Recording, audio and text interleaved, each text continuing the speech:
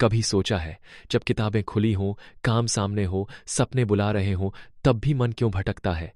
क्या आप खुद से पूछते हैं, क्या मुझ में ही कोई कमी है? पर रुकिए, क्या ये सच में अनुशासन की कमी है या कुछ और? देखिए, विज्ञान इसे कॉग्निटिव ओवरलोड कहता है, जिससे असली आवाज आपकी अपनी दब जाती है। अब आप सोच रहे होंगे, तो क्या मैं ही गलत हूं? बिल्कुल नहीं, ये सबका अनुभव है।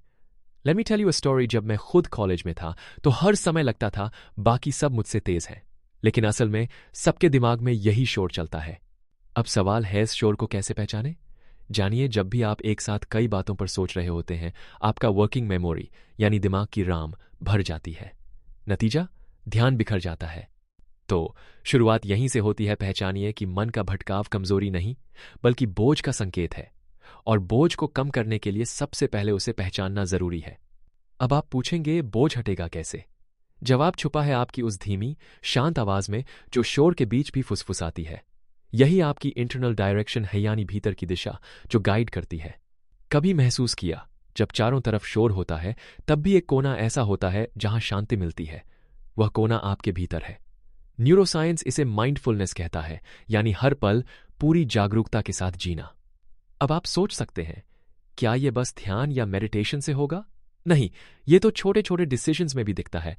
जैसे जब आप सोचते हैं, अभी बस एक पेज पढ़ लूं, बाकी बाद में। Let me paint a picture. एक नदी की कल्पना कीजिए। ऊपर ऊपर लहरें हिल रही हैं, लेकिन नीचे गहराई में शांति है।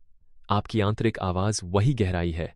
जब आप उस तक पहुंच जाते हैं, आपका ध्यान खुद खुद टिक जाता है। असल सवाल यह है, आपने आखिरी बार कब अपनी उस आवाज को सुना था? आज, इस पल, उसकी ओर लौटने की शुरुआत कीजिए।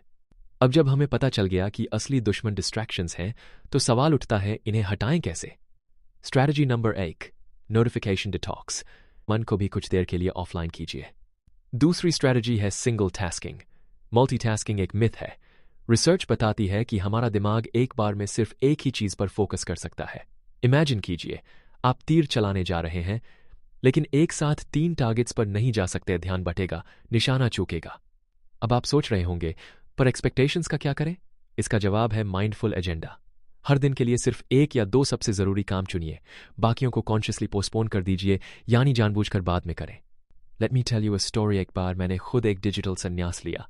पूरे दिन फोन साइलेंट, सोशल मीडिया बंद।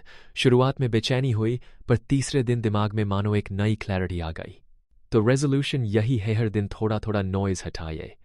You'll be surprised कि असली फोकस आपके भीतर ही था, बस धुंध हटानी थी।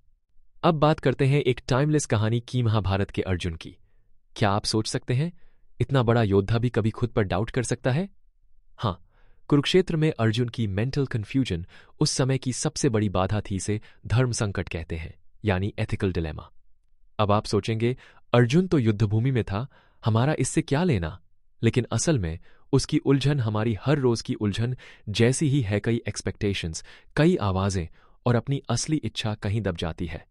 गुरु कृष्ण ने अर्जुन से कहा, ध्यान कीजिए, अपने धर्म, अपने कर्तव्य को पहचानिए। यही स्वधर्म है, यानी अपने भीतर की सच्ची calling. Let me ask you, क्या आप भी किसी एक बड़े फैसले या उलझन में फंसे हैं? अगर हां, तो अर्जुन की तरह पॉज कीजिए, शोर से बाहर आइए और अपनी सच्ची आवाज को सुनिए। रेजोल्यूशन यही है, फोकस तब आता है जब आप डाउट के कोहरे को पार कर अपने भीतर की क्लैरिटी से जुड़ते हैं। जब नॉइज हटता है, तो रास्ता अपने आप दिखने लगता है।